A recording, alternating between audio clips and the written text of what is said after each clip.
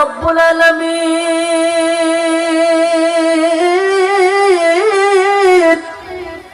কুরআনে কারীমের ভিতরে আমার আল্লাহ রব্বুল আলামিন ডাক দিয়ে বললেন ইন্নামা ইয়াখশাল্লাহা মিন ইবাদিহিল উলামা।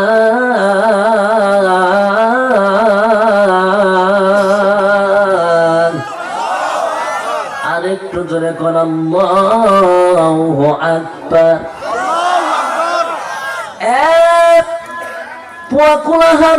এলাকাবাসীর মানুষ আমার আল্লাহ রব্বুল আলামিন কুরআনে কারীমের ভিতরে জানাইয়া দিলেন আমি আল্লাহ রব্বুল আলামিনকে আমার বান্দাদের মধ্যে থেকে যারা আলেম তারা আমাকে বেশি ভয় করে। জোরে জোরে কোন সুবহানাল্লাহ।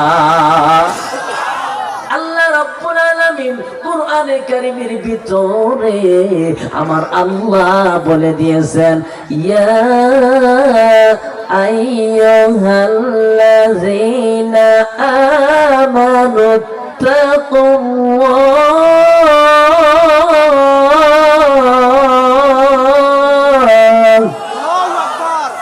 আমার ভাইয়ের আমার বন্ধুগণ আল্লাহ রব্বুল আলামিন কুরআনে কারীমের ভিতরে জানাইয়া দিলেন হে ঈমানদারেরা আমি আল্লাহকে ভয় করো, আমি আল্লাহকে ভয় করো, আমি আল্লাহকে ভয় করো। আমার আল্লাহ ভয়ের দাওয়াত দিয়ে দিয়েছেন। এরপরে আমার আল্লাহ জানাইয়া দিয়েছেন ইন্নামা ইয়াখশাল্লাহা মিন ইবাদিহিল উলামা।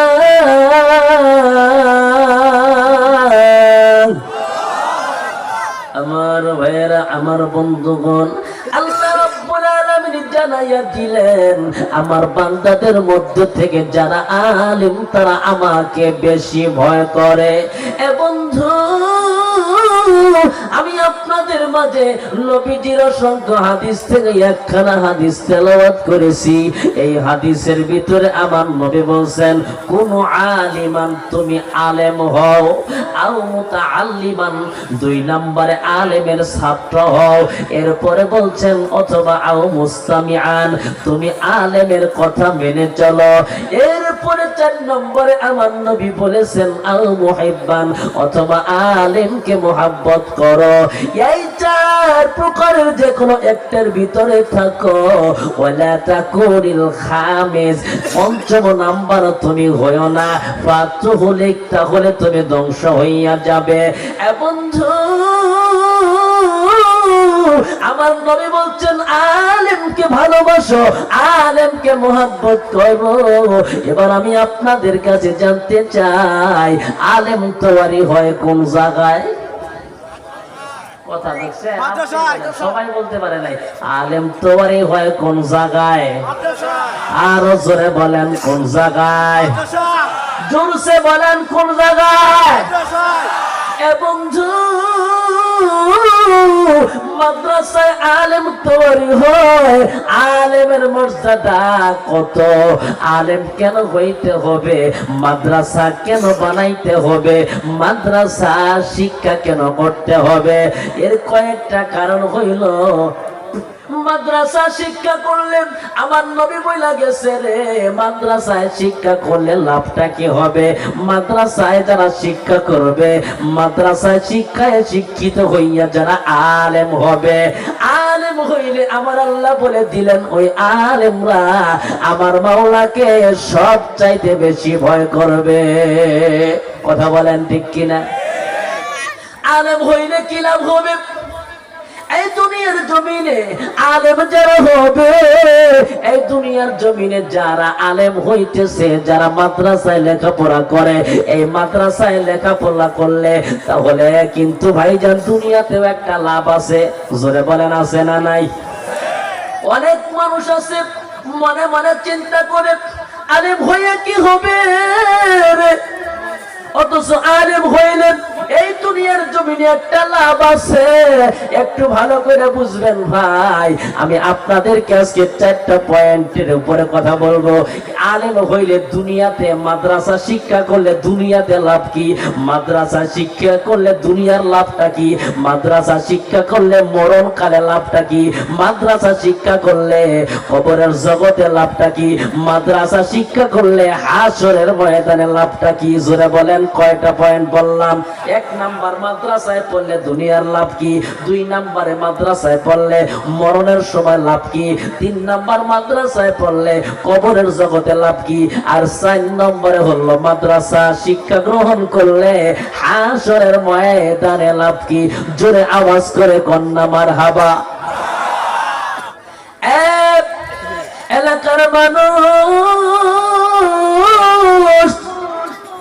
আল্লাহ রাব্বুল আলামিন নবী বলছেন, এই দুনিয়ার জমিনে যারা আলেম হবে, যারা মাদ্রাসায় লেখাপড়া করবে, তাদের সম্পর্কে আমার নবী বলছেন তাদের জন্য আমার আল্লাহ রাব্বুল আলামিন, তাদের জন্য আমার আল্লাহ রাব্বুল আলামিনের পশু পাখি, এমনকি পানির মাছ পর্যন্ত, এমনকি গর্তের পিপিলিকা পর্যন্ত, এমনকি জঙ্গলার জীব জন্তুরা পর্যন্ত দোয়া করতে থাকে। জোরে কোন সুবহানাল্লাহ। মাদ্রাসায় যারা পড়ে, আলেম যারা হয়, তাদের জন্য গর্তের পিপিলিকা, এমনকি মাছ পর্যন্ত, সেই সমুদ্রের মাছ পর্যন্ত তাদের জন্য দোয়া করতে থাকে। জোরে কোন সুবহানাল্লাহ। আমার ভাইয়ের, আমার বন্ধুগণ, এইবার জিজ্ঞেস করবেন কেন দোয়া করে, কি জন্য দোয়া করে? আমার নবীর আরেকটা হাদিস আপনারা শুনলে বুঝতে পারবেন কেন তারা দোয়া করে। কারণ আমার নবী বইলা গেছে রে, আমার নবী বইলা গেছে, এই দুনিয়ার জমিনে যেই দিন একজন মানুষ আল্লাহকে আল্লাহ বইলা ডাক দেওয়ার মতো থাকবে না, আমার আল্লাহ রব্বুল আলামিনকে এই দুনিয়ার জমিনে আল্লাহকে আল্লাহ বইলা ডাক দেওয়ার মতো একজন মানুষ যেই দিন থাকবে না, ওই দিন আমার আল্লাহ রব্বুল আলামিন এই দুনিয়াকে ধ্বংস কইরা দিবে। আর সেই আল্লাহকে আল্লাহ বলে ডাক দেওয়া শিখায় একমাত্র মাদ্রাসায়। কথা বলেন ঠিক কিনা?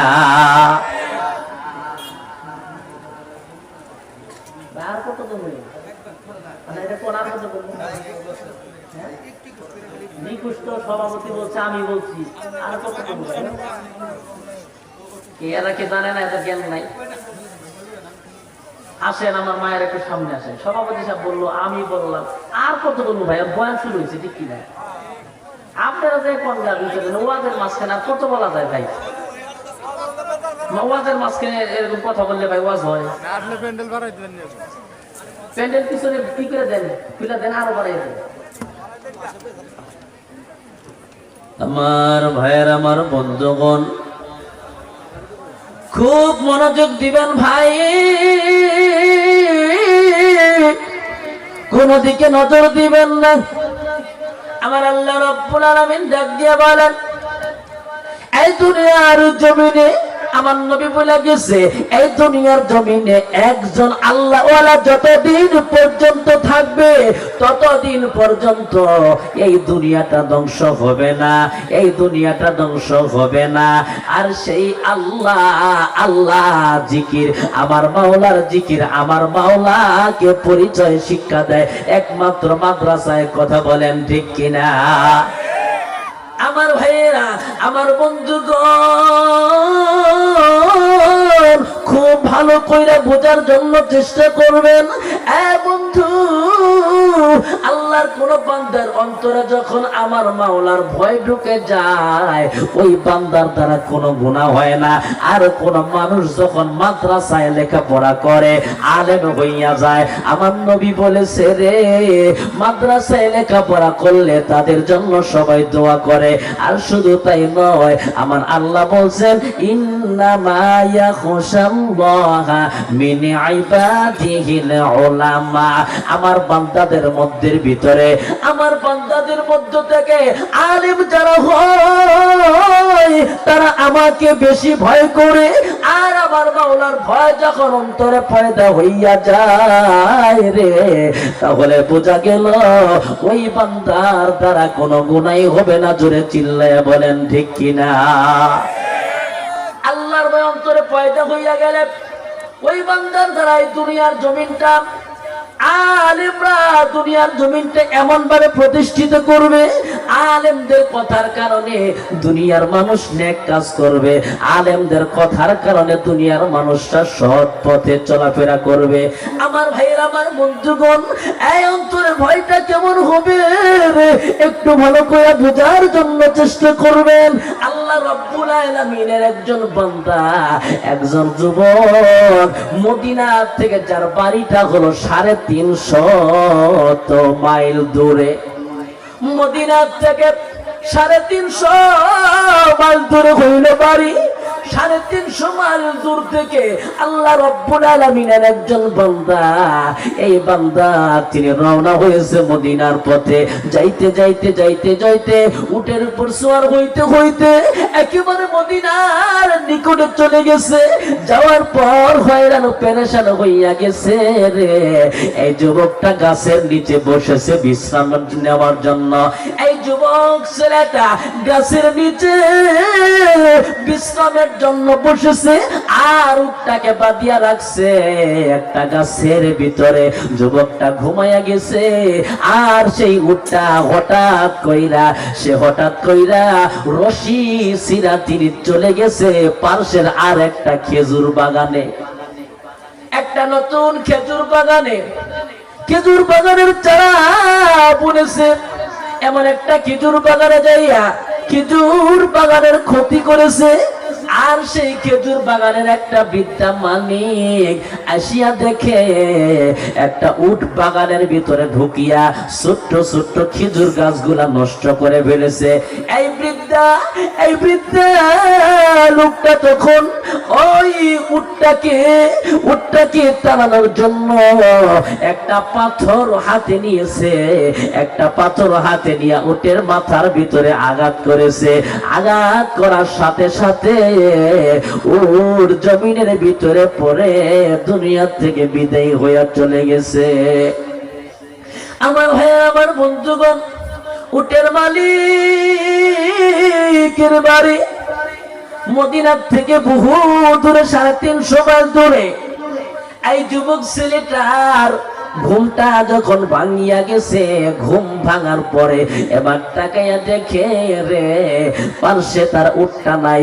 উট খুঁজতে খুঁজতে যাইয়া দেখে একটা খেজুর বাগানের ভিতরে উটটা মারা গেছে। পার্শ্বে একটা বৃদ্ধা লোক দাঁড়াই আছে।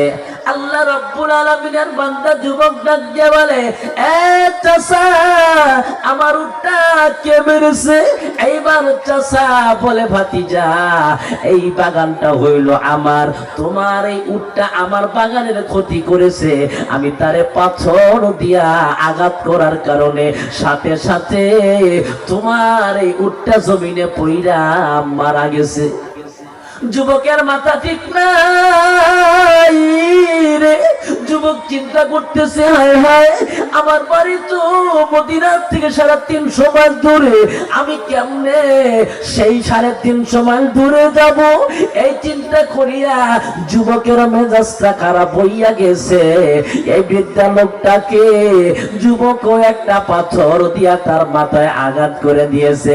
আঘাত করার সাথে সাথে ওই বৃদ্ধা লোকটা মাথা থেকে রক্ত বের হইয়া গেছে। রক্ত পড়তে পড়তে এবার বৃদ্ধা এই দুনিয়া ছেড়ে চির বিদায় হইয়া চলে গেছে।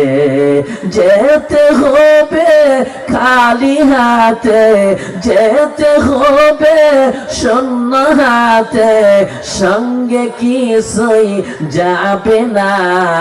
3.5 হাত জায়গা পাবি না রে বিছানা। বলেন যেতে হবে খালি হাতে যেতে হবে, শূন্য হাতে সঙ্গে কিছুই যাবে না। 3.5 হাত জায়গা পাবি না রে বিছানা। আজকে তুমি যাদের লাগি শুধুই পাগল পারা, যেতে হবে একা একা, যেতে হবে একা একা, কেউ যাবে না তারা। সারতে হবে মায়ার বন্ধন, সারতে হবে মায়ার বন্ধন, সাদের এই বালাখানা। 3.5 হাত জায়গা পাবি না রে বিছানা। কথা বলেন ঠিক কিনা?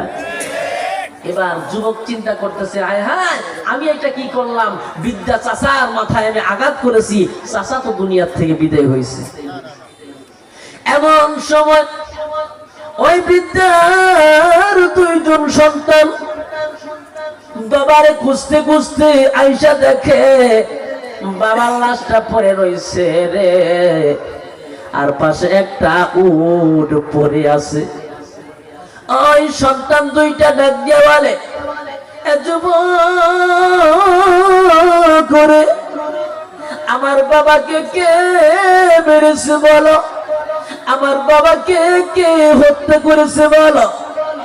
এইবার যুবক ডাক দিয়ে বলে, বৃদ্ধা চাচার সন্তানেরা গো, আমি আপনার বাবাকে ইচ্ছা কইরা মারি নাই, আপনার বাবা আমার উটটাকে মেরে ফেলেছে।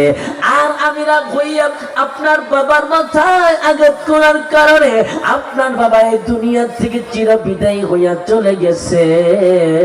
আপনার বাবা দুনিয়া থেকে চির বিদায়ী হইয়া চলে গেছে। আমি কিন্তু পালাই নাই, আমি ইচ্ছা করলে পালাইয়া যাইতে পারতাম। আমি চাচার লাশের কাছেই দাঁড়ায় আছি।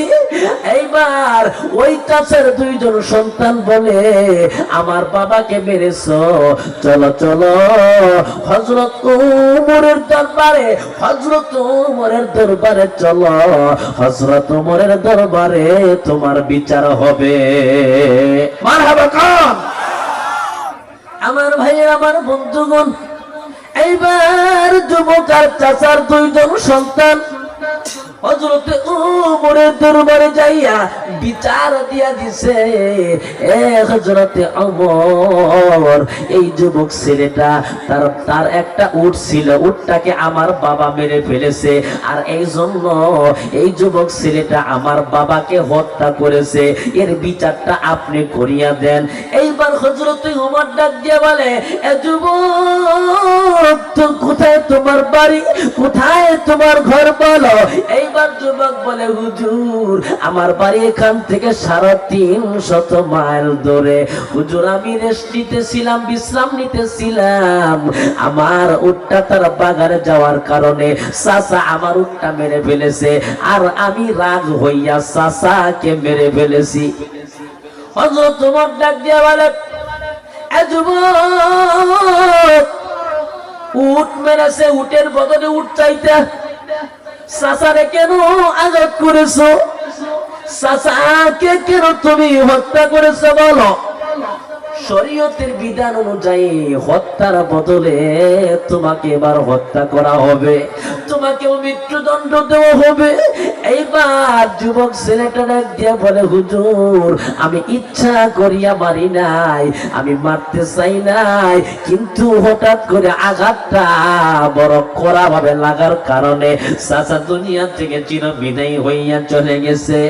হযরত ওমর বলে, না না, কোন কৈফিয়ত, কোন কিচ্ছু দেখার সময় নাই, হত্যার পরিবর্তে তোমাকে হত্যা করা হবে। এইবার যুবক 2টা চোখের পানি ছেড়ে দিয়া বলে, এ হযরত ওমর, আমাকে একটু সময় দেন, একটু সময় দেন, আপনি আমাকে মেরে ফেলার আগে আমার একটু সময় দিতে হবে। বলে, কেন সময় দিব বলো। যুবক ডাক দিয়া বলে, হযরত ওমর, আমার কাছে মানুষের কিছু আমানত আছে, আমার কাছে মানুষের কিছু টাকা আছে, আর সেই আমানত গুলা যার আমানত তাদের কাছে আমার ফিরাইয়া দিতে হবে। আমার তাদের আমানত ফিরাইয়া যদি না দেয়, কাল কিয়ামতের ময়দানে আমি আল্লাহ রব্বুল আলামিনের দরবারে আমি তো আসামির কাঠ গড়ায় দাঁড়াইতে হবে। অতএব আপনি আমাকে একটু সময় দেন, আমি একটু বাড়িতে যাব, আর তাদের আমানত গুলা ফিরাইয়া আমি আবার চলে আসবো। হযরত ওমর বলে, না না, তোমাকে যাইতে দেওয়া হবে না, তুমি গেলে যে আবার আসবে তার কি প্রমাণ আছে? কথা বলেন ঠিক কিনা? কাউকে জামিনদার কইরা যাইতে হবে, কে দিবে তোমার ভার? হঠাৎ কইরা হযরত ওমরের পাশ থেকে আল্লাহ নবীর একজন সাহাবী, যেই সাহাবীর নাম হলো হযরতে আবু যর গিফারী রাদিয়াল্লাহু তাআলা আনহু।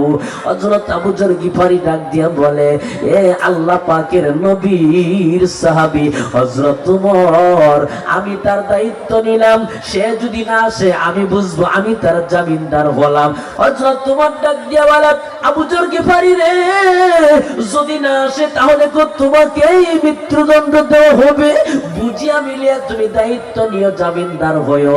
এবার ডাক দিয়ে বলে, ঠিক আছে, অসুবিধা নাই, এই আল্লাহর বান্দা যুবক না ফিরে আসলে আমাকে মৃত্যুদণ্ড দিয়া দিও। যুবক চলে গেল বাড়িতে, বাড়িতে যায় যে আমানত যার কাছে যা ছিল সব দিয়ে আসছে। চিল্লায় এখন সুবহানাল্লাহ। আমার ভাইয়ের, আমার বন্ধুগণ, এইবার যুবক বাবার কাছে যাইয়া বলে, বাবা গো, এই ঘটনা, আমি একজন মানুষ হত্যা করেছি, আমি মদিনাতে ওমরের দরবারে আমি একজন আসামি, খুনের আসামি, আমাকে হত্যা করা হবে, আমাকে ফাঁসির কাস্টে ঝুলানো হবে, বাবা আমাকে শেষবারের মতো বিদায় কইরা দে। যুবক মার কাছে যাইয়া কান্দিয়ার বলে, মাগো আমাকে বিদায় দেন গো মা, আর আপনার দুধের ঋণ থেকে আমাকে মুক্তি দিয়া দেন, মাগো আমাকে আপনি ক্ষমা কইরা দেন। ও মা, আমি একজন আসামি, ওই মদিনাতে হযরত ওমরের দরবারে আমি একজন আসামি হইয়া গেছি, আমাকে তো হত্যা করা হবে, ফাঁসির কাস্টে ঝুলানো হবে, কারণ আমি একজন মানুষকে হত্যা করে ফেলেছি। এই বলিয়া চোখের পানি ছেড়ে দিয়া আল্লাহ পাকের বান্দা যুবক এইবার পরে শুক্রবারে হাজির হওয়ার কথা। এবার শুক্রবার চলে আসছে, এবার শুক্রবার নামাজের পর হযরতে ওমর রাদিয়াল্লাহু তাআলা আনহু সবাই হাজির হইয়া গেছে, কিন্তু এখনো পর্যন্ত ওই যুবক এখনো পর্যন্ত আসে নাই। হযরত ওমর ডাক দিয়া বলে, এ সরকারি পুলিশ, যাও যাও আবু যর গিফারীকে ধরে নিয়ে আসো।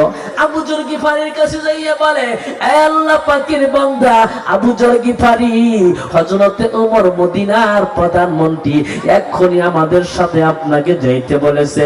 আবু যর গিফারী দৌড়ে আসছে, দেরি করে নাই, আসার পরে এবার হযরত ওমর ডাক দিয়া বলে, আবু যর গিফারী রে, তুমি আজকে যেই আল্লাহ পাকের বান্দার জন্য জামিনদার হয়েছিলা, যার দায়িত্ব ভার তুমি নিয়েছিলা, সেই আল্লাহর বান্দা তো আজকে জুমার পরে হাজির হওয়ার কথা ছিল, হাজির হয় নাই, তাহলে এখন তোমাকে এই ফাঁসির কাস্টে ঝুলানো হবে, রেডি হইয়া যাও। আমার ভাইয়েরা, মদিনার মানুষ সবাই জড়ো হইয়া গেছে। নবীর একজন বিশিষ্ট সাহাবী, নবীর একজন দামি সাহাবী, নবীর একজন মুহাব্বতের সাহাবী, যার নাম হইল হযরতে আবু যর গিফারীকে হত্যা করা হবে। এইবার এইবার সবার চোখ দিয়া পানি বের হয়ে যাইতেছে, সবাই কাঁদতেছে রে। জল্লাদ রেডি হয়ে গেছে, জল্লাদের চোখ দিয়া পানি পড়ে, হযরতে ওমরের চোখ দিয়া পানি পড়ে। আবু যর গিফারিকে ডেকে ডেকে সবাই বলে, আবু যর গিফারি রে, একজন যুবকের জন্য একজন মানুষের জামিনদার হইয়া আজকে তোমাকে জীবন দিতে হবে, জীবন দিতে হবে। হযরতে আবু যর গিফারি বলে, কোনো অসুবিধা নাই, অসুবিধা নাই। একজন মুসলমানের উপকার করতে যাইয়া যদি আমার জীবনও চলে যায়, আমি জীবন দিয়া দিব। জোরে কন্যা মারহাবা। এইবার ফাঁসির কাস্টে ঝুলানো হবে। দাঁড়াইয়া গেছে, গলার ভিতর রশি পরানো হইছে। এমন সময় জল্লাদ ফাঁসির রশির ভিতরে হাত দিয়া ফাঁসি সম্পূর্ণ করবে। এমন সময় কে জানি ডাক দিয়া বলে, এ মদিনার প্রেসিডেন্ট হযরত ওমর, একটু অপেক্ষা করুন, দেরি নয়, দেরি নয়। আর আপনি তো তাড়াহুড়া করবেন না। ওই যে দূর থেকে কে জানি ধুলা উড়াইয়া উড়াইয়া একটা যুবক দেখা যায় আসতেছে মদিনার পথে। জোরে চিল্লায়া কন্যা মারহাবা। এইবার ধুলা উড়াইয়া উড়াইয়া একটা যুবক হাজির হইয়া গেছে। হাজির হওয়ার পরে দেখে সেই যুবকটাই হাজির হইয়া গেছে।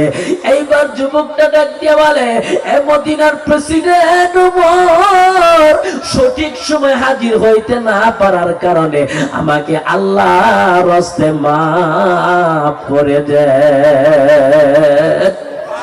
এইবার হযরত ওমর বলে, কেন এত দেরি করলা বলো?